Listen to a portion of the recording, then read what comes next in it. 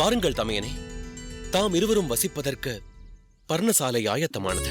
அண்ணியாரே, சமையலுக்கு வேண்டிய ஆயத்தங்களும் முடிந்தன. வாருங்கள் அண்ணா, வாருங்கள் அண்ணியாரே.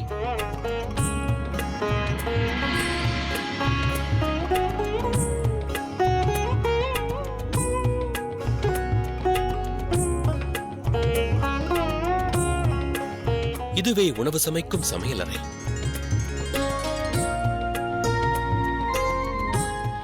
உணவு சமைக்க தாம் விருப்பம் கொள்வீர்கள் என்றறிவேன்.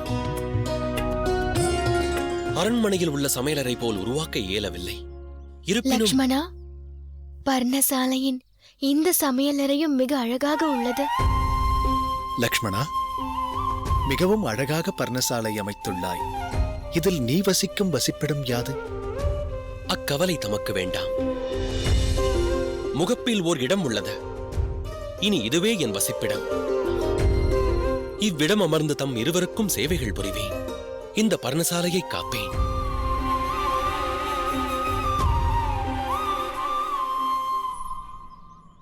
லக்ஷ்மணா, அன்பு அனுஜனே, உன்னை புத்திரனாய் பெற்றது சுமித்திரை தாயின் பாக்கியம்.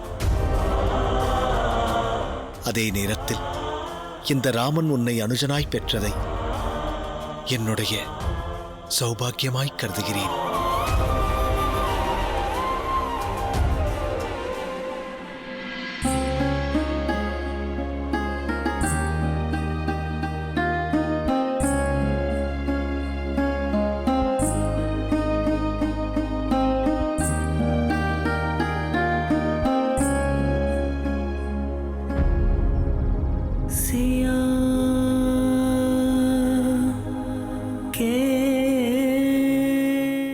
சீதா, இன்று வாழ்வின் புதிய அத்தியாயத்தில் அடியெடுத்து வைக்கிறோம். ஆனால் இவ்வாழ்வு அரண்மனை வாழ்வல்ல, சந்நியாசிகள் மேற்கொள்ளும் தவ வாழ்வு, யோக வாழ்வல்ல, பெரும் தியாகங்கள் நிறைந்த வாழ்வு, அனுபவித்திராத கடினங்களை சந்திக்கும் வாழ்வாகும். இவ்வாழ்வினில் பற்பல இன்னல்கள் விளையலாம்.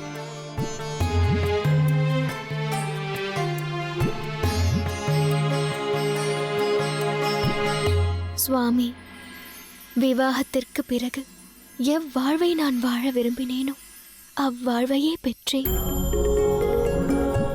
எனது இல்வாழ்வில் அனுக்ஷணமும் தம்மை நான் பிரியாதிருக்க வேண்டினேன்.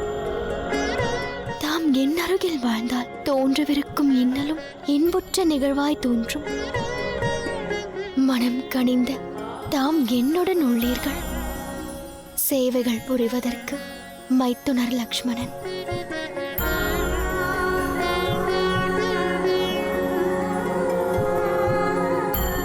இந்த புவிதனில் ஜானகிக்கு இதைவிட சிறப்பு வேறென்ன உண்டு?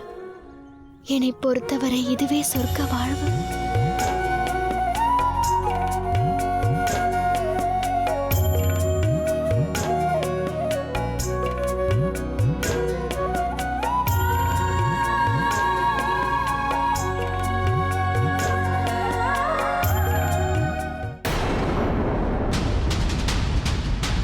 மகாராணி அவர்களே, மகாராணி அவர்களே, மகாராணி அவர்களே, என்ன நேர்ந்தது?